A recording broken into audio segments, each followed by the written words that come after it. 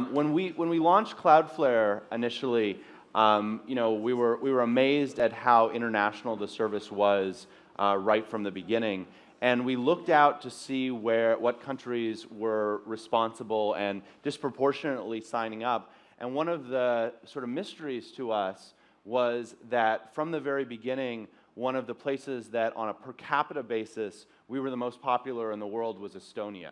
And I didn't at the time know a lot about Estonia, but we just saw over time more and more and more of the citizens of the country signing up to use our service. And what is really amazing is that that's indicative of what Estonia has built, where today they are the most digital nation in the entire world. And I think a lot of that, the person who really inspired that for the country was our next guest here on stage.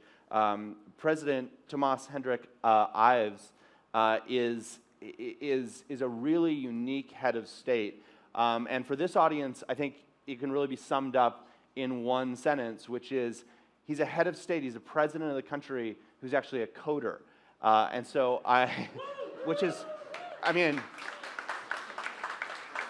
We certainly need more of that. And so it's a great honor to welcome him here and talk about what he's been doing in Estonia and how they have become the first truly digital nation. So, President Ives, great to meet you. Thank you. So, before we get started talking about Estonia as a digital nation, tell me just for those people in the audience that don't know a lot of Estonia, just tell us a little bit about the country and its situation, where it is. Okay, well, it's a very small country. It's 1.3 million people, so it's a small city, but it's physically the size of the Netherlands. It's below Finland, and Finland has always played a very important role in our development simply because we're envious. And we have Russia to the east, which has historically always been a headache for us. And then, so it's a small country. I don't know. And well, we were occupied by the Soviet Union in 1940, and then by the Nazis, and then by the Soviet Union, and we became independent in 1991. And I guess what's relevant, I guess, for part of the story is that back before World War II, Estonia and Finland, we have this mutually bizarre language, which we understand them, they understand us, and no one else does.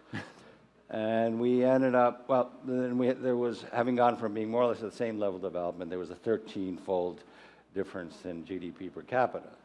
So we were really poor, and we ascribed all that to the Soviet Union, of course, which rightly so.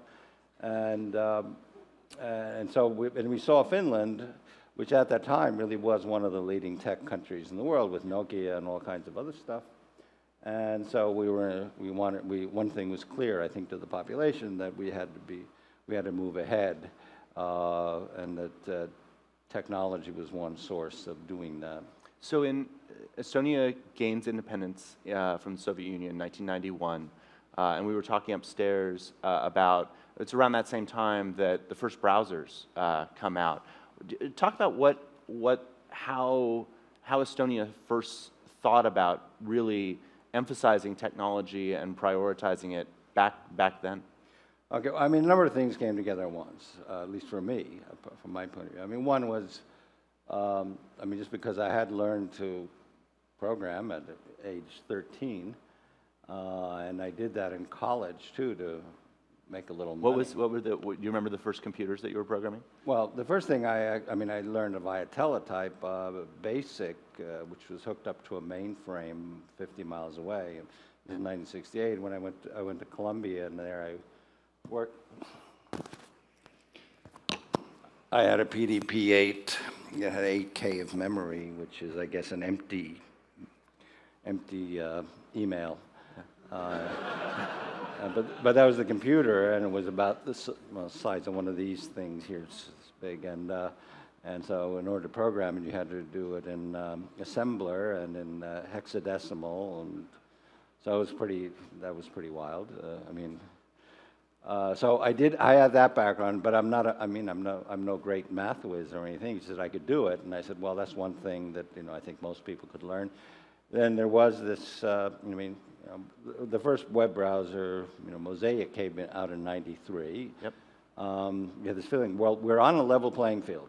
All of this stuff that we didn't do for 50 years because of communism, sort of good streets, nice roads, and all the infrastructure stuff, okay, that's going to take a long time to do anyway, but there is a level playing field technologically. And then I guess the third thing which was influential to me was reading a very neo-Luddite book that came out at the time by Jeremy Rifkin called The End of Work, in which he argued that computerization is really bad because there'll be no jobs. This is a recurring argument, and recently McAfee made the same argument. Who's in the audience, I think. Oh, okay. His book is much better. But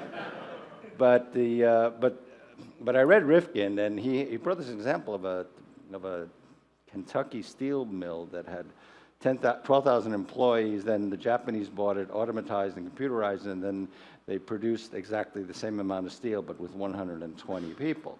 Now, from Rifkin's point of view, that was terrible. If you're a country as small as ours, for me, this is the way to go. If you want to increase the functional size of the country, then we should have as many things done by machine to liberate people to do creative things. So that's the kind of stuff that started off with, and then one of the things that I pushed for was that we would get all schools online as fast as possible. So by '97, all schools in my country were online. The computer education part wasn't that advanced at the time. Now it's much better, but still, you can see the effects of educational reform about 15, 20 years afterwards. And you always know, 3% or 4% of the people who have access will start taking the thing apart. And so when you... Well, it doesn't apply to Skype, which is an Estonian company, or was until it was bought up for $8 billion. But it's an example of kids who learned young.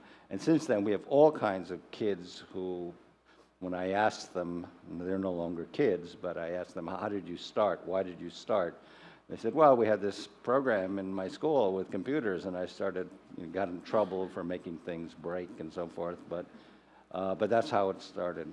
I think a lot of people in the audience can relate to that story. So what's it like what does it mean to be a digital nation? What have you done in Estonia, if you're a citizen, that's different than what you see in the rest of Europe or in a country like the United States? Well, I'll make a few strong claims here that probably will annoy people, but the thing, in this era, and especially now after the Office of Personnel Management hack and so forth, basically I would say that you cannot have computer security based on a simple password and email basis. We started very early, or in 1997, that we have a two-factor authentication. And does every citizen have that? Just what we did, every person living in Estonia, you don't have to be a citizen. If you visit us and if you become a permanent resident, you get a card with a chip on it, or now we also have a mobile application, and so it's two-factor, is independently verified by a certification center to make sure that you are you. And unless you do that, you're stuck with the old New Yorker cartoon on the internet, no one knows you're a dog. That's the problem. That is actually the core problem for all hackings or break-ins, is that no one knows, are you really you? But since we have this chip-based system, the chip, it could be either the chip in the card or the chip that's in your phone, which is then programmed to do part of the authentication, and then, here you can choose anything you want. We chose numbers. You can also choose fingerprints. I read yesterday 5.6 million federal employee fingerprints had been stolen in the OPM hacking. So maybe fingerprints may not in the future be the way to go, but in any case, so everyone has this thing, and by 2002, you have this authenticated system. The real issue is putting services behind this. I mean, it's fine. I can feel very happy that I have a way of being really validated with my card, but that becomes interesting with services. So what you can do as a citizen, you can basically, safely do bank transactions. You can sign legal documents, digital signature law. We have, one thing we have is a digital prescription, so if the doctor writes your prescription into the computer, and then you go to any pharmacy anywhere in the country and you can get your prescription. And if you want to get it renewed, you don't need another piece of paper. You call up your doctor and say, look, I just ran out, and he'll go and put it in the computer. People do their taxes online.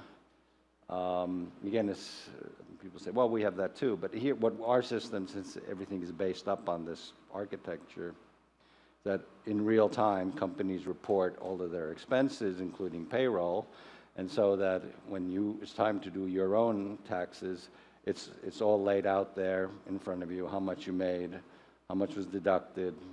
And this includes, charitable donations, everything is all there, and then you end up with this number that says how much you get back, or how much you owe, and then you press enter, and then it's gone, and then basically in a day or two, the refund is in your bank account. What's been, as you've digitized the nation, what have been some of the surprises, things that you didn't expect? I would imagine that you have all of these efficiencies turn into a number of different benefits that maybe you didn't anticipate. Well, there are all kinds of data you can use to do research. That's one thing, I guess. The other thing is that, since we have this service already, one of the things we added on to that was voting online, which we do using the same system. So voting participation has increased in the country. What percentage of the nation votes? National elections, 64. About 1/3 of the votes are cast online. In the last 3 elections, it's been 1/3. And one of the interesting things, because this is, since e-voting is controversial, all these people study it, and certainly what we found out is we've now had 10 elections online. Because you have local elections, national elections, European Parliament elections. That initially there were differences in age and party preferences. Now all of that's gone. It's basically there are no differences in the demographic voting in the traditional way or using it online. But it has brought a lot of voters on, especially if you're a small country. A lot of people are very mobile, always traveling. You can vote. You don't have to fill out an absentee ballot. You just go online and vote and do it, and so far it's been quite successful. I think one of the things when people talk about creating national identity cards or doing something where the government has this much visibility, one of the concerns is always around privacy.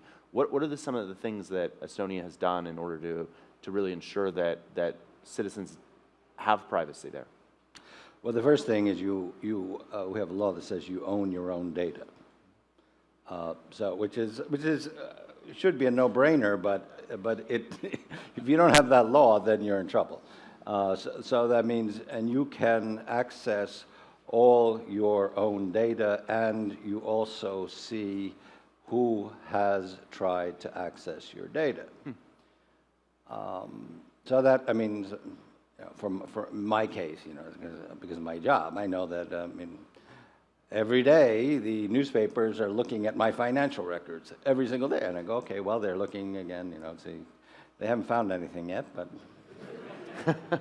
the I would say on the whole privacy thing, I think we're getting a little carried away with the confidentiality side of the issue, and the real problem, I would say more broadly in the future, is not confidentiality of data, but rather data integrity. Mm-hmm. That if you, I mean, I have type AB blood.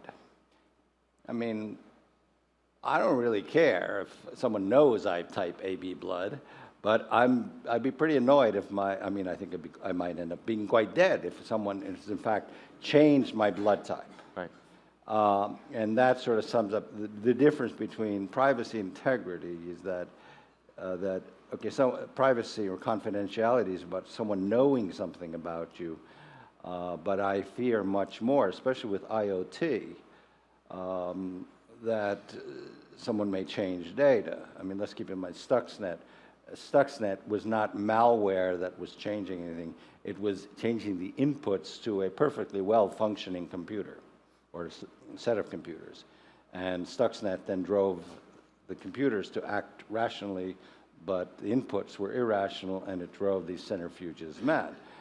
Now, when we envision the future of IoT, I mean, data integrity will be the key issue there.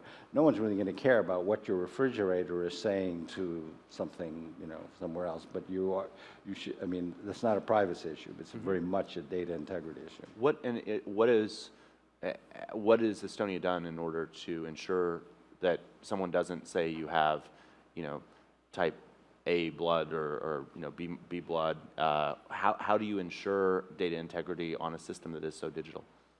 Well, for one, you can't access it without leaving a trace. Yep. So every time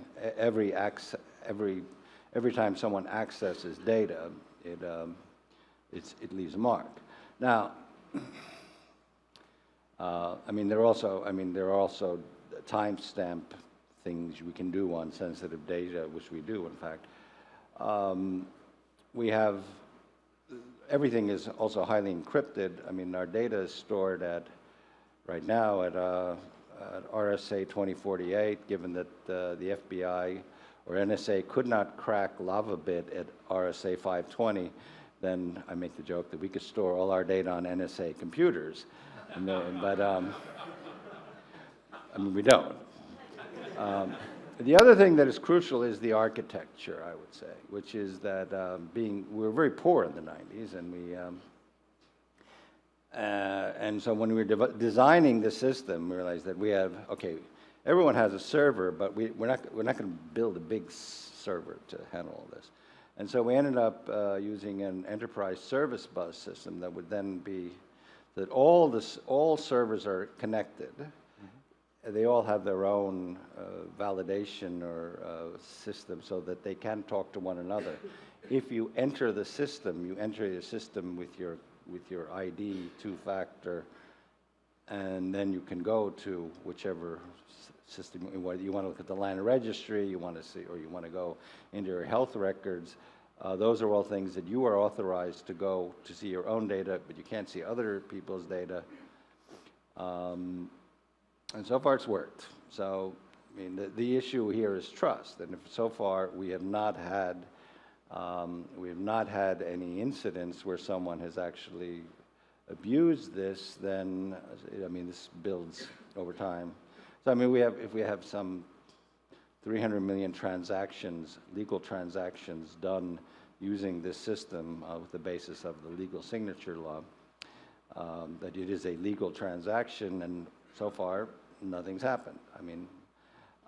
No one can ever say that you will never have an incident. Right. You cannot do that. Or David Hume said, you don't know if the sun's going to rise in the east tomorrow. So you can say that, but we the system is fairly strong and robust. Other features we have is that the system, the architecture allows, and with the strong ID is something we call a once-only law, which is that the government may never ask you for any information it already has. So you never have to write your address again in Estonia, because if you're dealing with the government, you may have to do it with private sector. But anyway, so the system works. People are happy with it, and usually they're surprised and appalled at the backwardness of other countries when they go there. And on the other hand, other people from other countries come there and they don't understand why it is like this. And there are other things we do too. I mean, we've covered the country with Wi-Fi. I mean, so it's all there. What was the role? How much of this did Estonia, the government, develop versus how much did you work with? I mean, there are a lot of entrepreneurs in the audience that are building companies. How much was the private sector involved in building this infrastructure that has become sort of the digital nation today? Well, I mean, it was. I mean, there's so much back and forth between the private and the public sector in this that the private sector gets an idea, then they go to the government and say, well, why don't we do this? The governments, the administrations, I guess in U.S. terminology, since the early 90s have always been supportive, or at worst, they go, whatever, do what you want. The private sector in the form of banks were very much involved because they realized this was a far more secure system than the banking, whatever internet banking exists elsewhere. So the banks were always supportive. In fact, we had a public-private initiative between the government and the banks that to teach older people to be able to use computers, because the bank's interest was shutting down bank offices. Mm-hmm. I mean, we don't want to have all these branches. And the government's interest was getting people online anyway, and so then there's this cooperative effort of teaching, going around in rural areas, saying, okay, this is a computer, this is how you use a computer, because kids learn anyway. I mean, kids they just pick it up automatically, but you want to get an older population, then you need something, you actually have to do more work at it. And then, of course, startups, sort of younger people, or just, I mean, one of the things they do is they come up with ideas on what to do and new programs or new things we can do with the system that we have, because in many ways you can do things with a very strong system with far smaller security concerns that would be very hard on something else.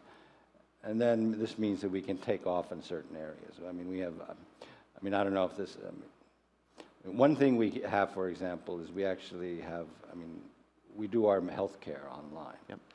And so... Not like healthcare.gov. Well, I mean, the problem, I mean, I'm just wary of a system that doesn't have a secure identity. That's my main problem with that. I mean, that's, I mean, if it works, it works, but it's just... Or if it crashes, it crashes, but yeah. But for example, what we can, I mean, you can, I mean, traditionally, you have had the doctor on a pedestal, the patient is the supplicant. It's been like that ever since Hippocrates. While in Estonia, if you don't like, they say, get a second opinion. Well, in Estonia, you can just authorize a different doctor to look at all your medical records. And you authorize him, and online, he can then go and look at your medical records, and he can give you perhaps a different opinion based on what he sees there. I mean, this, in fact, is not yet, but I predict will be hugely disruptive to medical care in the future, because you'll have real competition there. But these are things that we're discovering as we go along. The real big thing, I would say, that we're only beginning to see, and not that we have answers, but if you think about the way societies and governments and administrations have been organized for 5,000 years, is a serial process. I mean, one example that we saw this very clearly is, I mean, if you want to register a business, you have to fill out all kinds of paperwork, and then, at least in Europe, I mean, you have to go show that everyone on the board has paid their taxes, they are not criminals, they have not gone bankrupt, they pay their alimony. I mean, all of this stuff has to be done. And so you fill out all these forms, you go to the whatever office, and it goes to like one office, they look through not a criminal, another office has paid alimony, they're not gone bankrupt, and then you end up out of this serial process, the decision, okay, you can start your company. Whereas if you do what we have, which is you just put these people there with their IDs, with their numbers and identifying numbers, all the data already exists. It goes in basically in parallel, and you find out almost immediately has not gone bankrupt, has not committed a crime, doesn't owe taxes, has paid alimony, and so you end up in 15 minutes getting a business registered, whereas at least in one European country I know it took 18 months until recently, I mean, from start to finish. When John on our team actually was telling me last night that he's applied to be an e-resident of Estonia. What is that, and why would the people in the audience want to be e-residents of Estonia? Well, you have access to a number of services that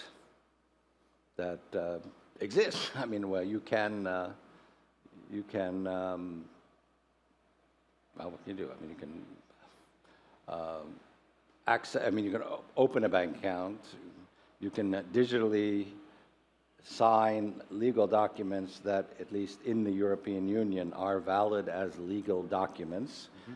So you can, I mean, if you have to, I mean, the basic idea, there's so much business international, if you have to sign a contract, and you have, you know, one guy's in Singapore, one guy's somewhere else, in the third place, and then, I mean, otherwise you have to go around, flying around, sign these things, or accept the facts, but a legal signature is a legal signature, and it is considered a legal signature throughout the European Union anywhere. I mean, it'd be pretty amazing if Estonia's system of identity, if you were essentially the startup that solved the identity problem for the rest of the world. I wouldn't pretend to do that. I think we have found a solution that works. But the identity problem, I maintain, will have to be solved one way or another. The current approach, I mean, say, you know, take Al Gore's analogy of the information highway. I mean, you have a billion lane highway, and right now all the cars are driving on it without license plates. Now, you don't have to have a license plate. I mean, you can do all the things we do in Estonia aside from where an identity is necessary. I mean, I still go and order, like an idiot, books from Amazon where the only so-called security thing is a 3-digit number that on the back of my credit card. I mean, I don't think that's it. Yeah. I mean, but I do it anyway. I mean, we do all kinds of silly things. I mean, I have all kinds of apps that probably are where all my data are being monetized as I sit here. But if you want to have something secure, then you have to have a system like this. And so here, I would say this is, I mean, especially for all the libertarians, there are cases of market failure where, in fact, you have to have some body, some Hobbesian sovereign that, in fact, takes responsibility for what's going on. Now, you don't have to do it, but if you want to have security in things that are important to people, and just as a government is ultimately there to provide security and, you know, from war or to keep the streets policed, so too there has to be some authority that will, in fact, guarantee and provide the sovereign guarantee of the security of your data. This was not an issue before, but it is now. And this is where our government does this. We also have, I mean, generally our government has taken a rather libertarian approach to everything, but when it comes to securing data, it is the guarantor. But as I also see that objections to an identity are so huge in certain countries that I don't see how this will ever take root. It is kind of ironic that the 5 countries that are most opposed to having a national identity are the UK, United States, Canada, New Zealand, and Australia. But the ironic part is that those are what? They're also the 5 Eyes, right? I mean, the people that NSA shares data with, so who knows why. But in any case, that's where we are. So we're coming to the end, but tell us about what, you know, Estonia, poor country, in 1992, these initiatives in schools. Tell us about how has the country changed as a result of that? What's the sort of the attitude of people there and the impact? How have you seen that play out in the country over the last 20 years? Well, yeah, I mean, there are many things. I mean, Eric Schmidt says we're the ideal country. What do we do? I don't know what we did, but I mean, because we're a country of early adopters. And every time we get some new thing, everyone wants to try it.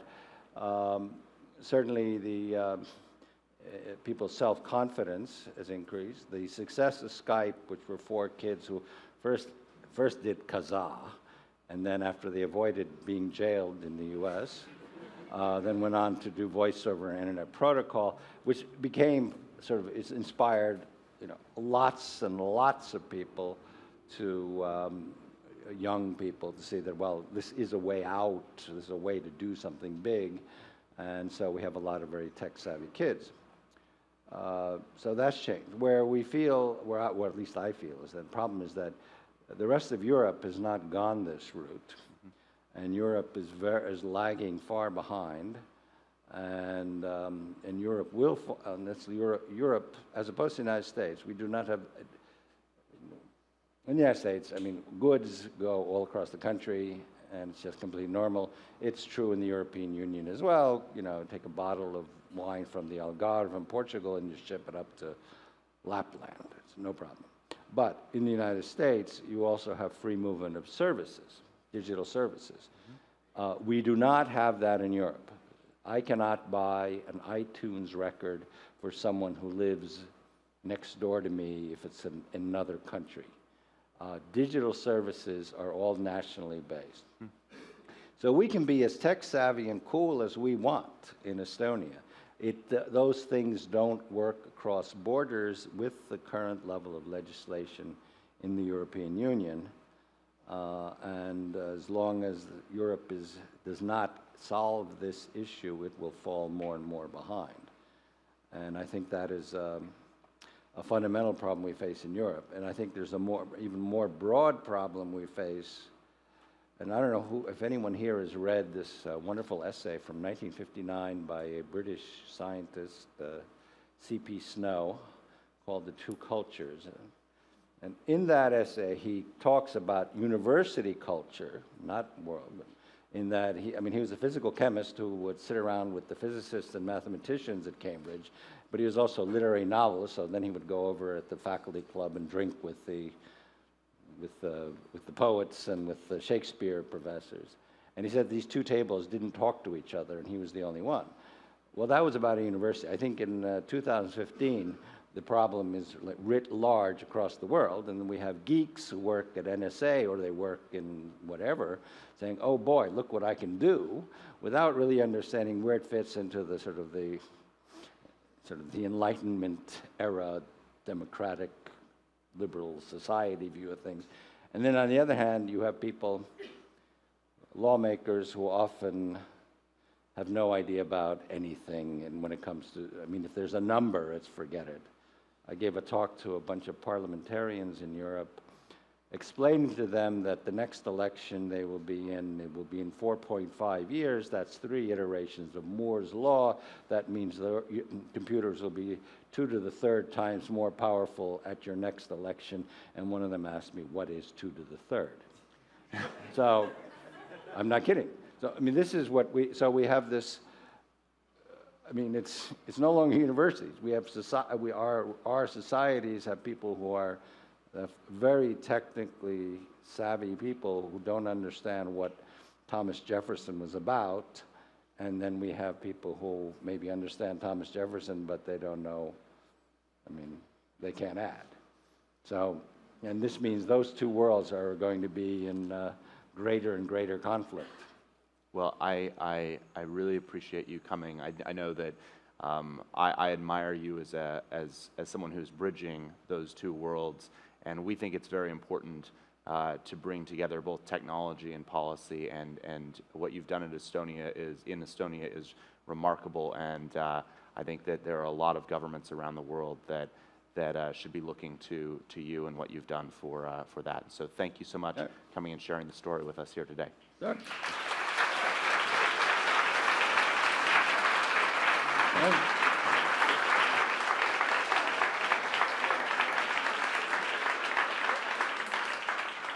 So the president wasn't the only politician who we reached out to come here, and while not all of them were able to be here in person, we got a number of them to record videos of what they think about the future of the internet. And so at different points throughout the day, we're going to show you some of those videos.